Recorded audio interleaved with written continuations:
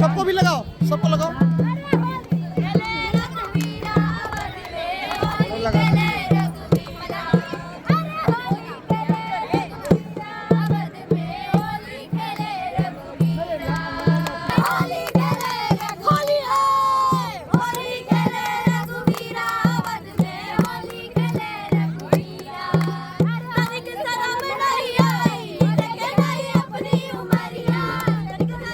सरस्वती विद्या मंदिर में भारतीय त्योहार दर्शन कार्यक्रम प्रस्तुत, धूमधाम से मनाई गई स्वामी विवेकानंद की 161वीं जयंती।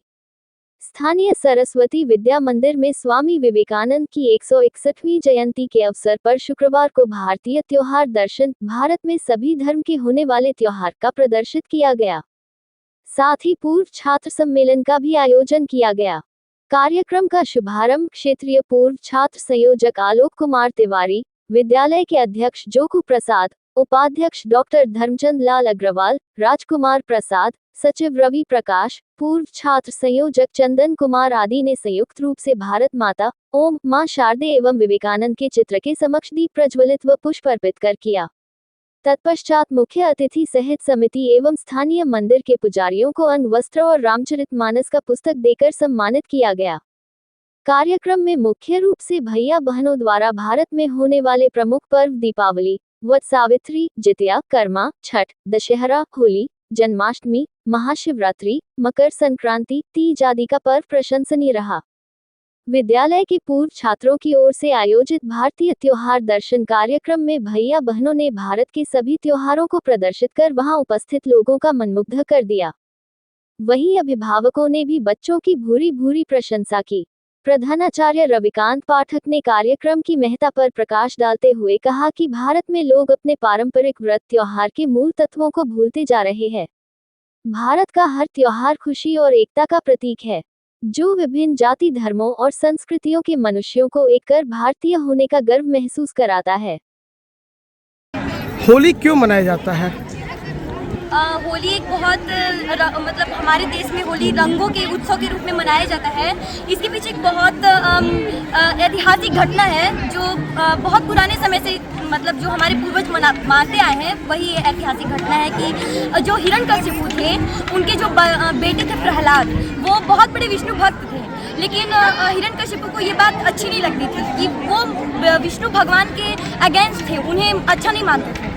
लेकिन जो प्रहलाद था वो अनन्य विष्णु भक्त थे। लेकिन जब एक बात आया, जब प्रहलाद को हिरण्यकशिपु ने अपने पुत्र को बहुत मतलब मारने की कोशिश किया, लेकिन उस सिचुएशन में भी प्रहलाद नहीं मरे। लेकिन फिर जब हिरण्यकशिपु ने अपने बहन होलिका को बोला कि तुम इसे मार दो, तो होलिका के पास एक वरदान में मिला हुआ शॉल था जिसे वो ओढ़ के अगर आग में बैठ जाती तो वो नहीं जलती। तो होलिका प्रहलाद को लेके बैठ गई, खुद उसने शाल ओढ़ा और लेकिन प्रहलाद को उसने नहीं उठाया। लेकिन प्रहलाद अनन्य विष्णु भक्त थे, इसलिए जब होलिका शॉल ओढ़ के बैठी तो वो शॉल खुद ब खुद प्रहलाद पे आ गया और होलिका जल गई। इसी रूप में हम लोग होली से एक दिन पहले होलिका दहन करते हैं ताकि हमारा जो जितने भी हमारी बुरी चीज़ें हो, निगेटिव एनर्जी हो हमारे आसपास, वो सब चली जाए। और होली हम लोग मनाते हैं और होलिका के नाम पे ही ये पर्व हमारा होली रखा गया। और ये बहुत सुंदर और रंगों का पर्व है होली, और इसे हमारे भारतवासी बहुत धूमधाम से मनाते हैं, बहुत अच्छे से मनाते हैं। लोगों को क्या संदेश देना चाहते हैं इस कार्यक्रम से? इस कार्यक्रम से लोगों को हम यही संदेश देना चाहते हैं कि होली में बोलते हैं लोग, रंग लगाते टाइम बोलते भी हैं कि बुरा न मानो होली है। होली में अपने जितने भी मन में गिले शिकवे होते हैं उन्हें सब दूर करके लोग आपस में मिलजुल के अच्छे से होली मनाएं और आपस में घुले मिले।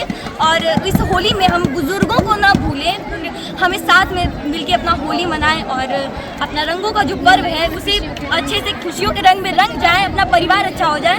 बस यही संदेश देना चाहिए। जितिया व्रत महिलाओं क्यों करती है? जितिया व्रत इसलिए किया जाता है क्योंकि वो महिला जो हम लोग की माँ होती है, वो अपने बच्चों की दीर्घ आयु के लिए जीवितवाहन भगवान से ये कामना करती है कि ये जीवितवाहन भगवान हमारे पुत्र को दीर्घ आयु प्राप्त करें। ये परिचालन कब से शुरू होते आ रहा है? ये द्वापर युग के अंत और कलयुग के प्रारंभ से शुरू हुआ है। कब मनाया जाता है ये पर्व? ये सप्तमी तिथि से अष्टमी सुग्रहित तिथि तक मनाया जाता है। विवेकानंद जयंती के अवसर पर सरस्वती विद्या मंदिर में ऐतिहासिक कार्यक्रम का आयोजन किया गया, क्या कहेंगे?